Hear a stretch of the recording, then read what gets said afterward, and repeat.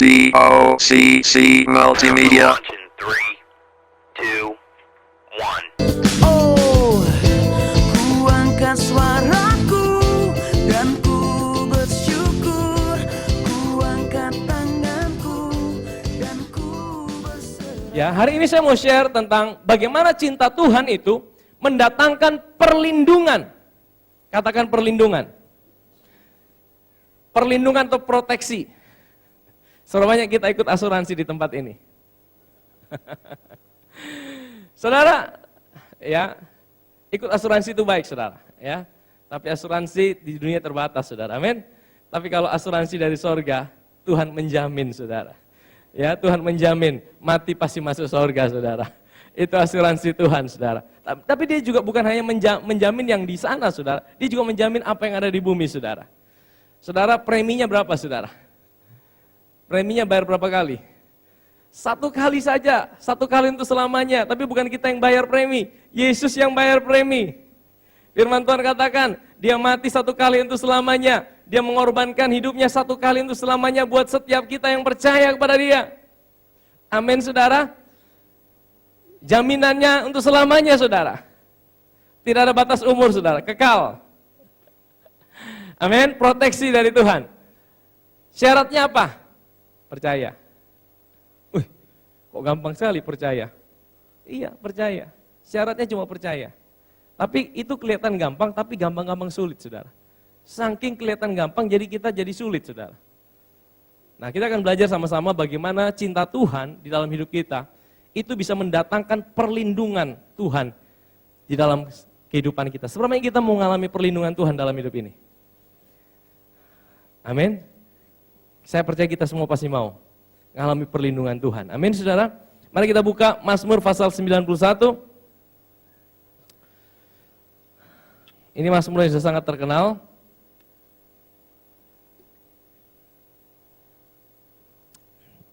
Kita akan baca dulu, saya akan bacakan buat kita dari ayat pertama sampai terakhir. Bapak saudara perhatikan betul-betul setiap ayat demi ayat.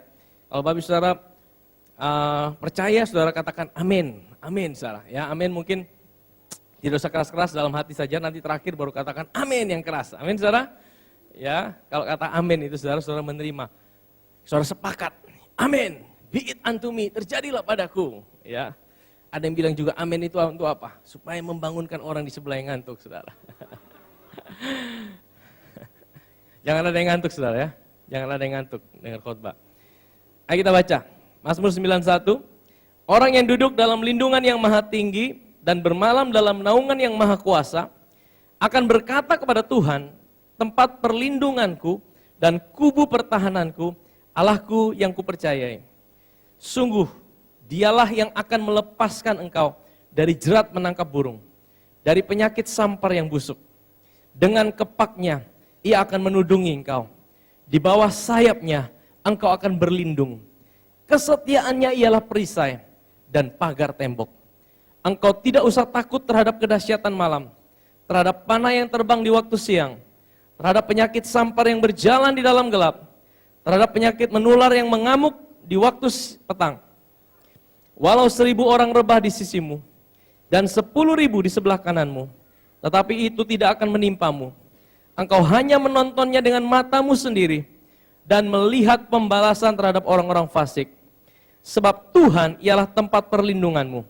Yang maha tinggi telah kau buat tempat perteduhanmu. Malapetaka tidak akan menimpa kamu, dan tulah tidak akan mendekat kepada kemahmu. Sebab malaikat-malaikatnya akan diperintahkannya kepadamu untuk menjaga engkau di segala jalanmu. Mereka akan menatang engkau di atas tangannya, supaya kakimu jangan terantuk kepada batu. Singa dan ular tedung akan kau langkahi. Engkau akan menginjak anak singa dan ular naga. Sungguh, hatinya melekat kepadaku, maka aku akan meluputkannya. Aku akan membentenginya, sebab ia mengenal namaku. Bila ia berseru kepadaku, aku akan menjawab. Aku akan menyertai dia dalam kesesakan. Aku akan meluputkannya dan memuliakannya.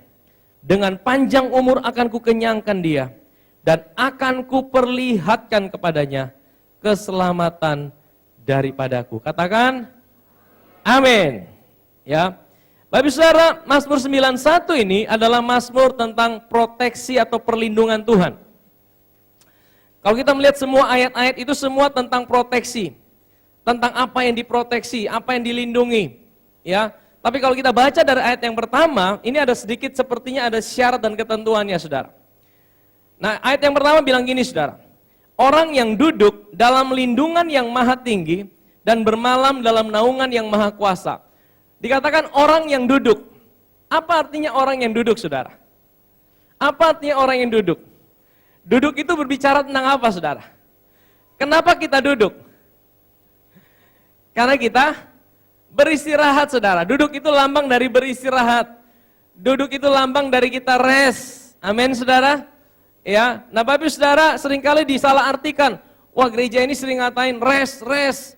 Wah, jadinya orang-orang jadi males. Saudara, sebenarnya rest itu tidak ada hubungannya dengan apa yang ada di luar kita.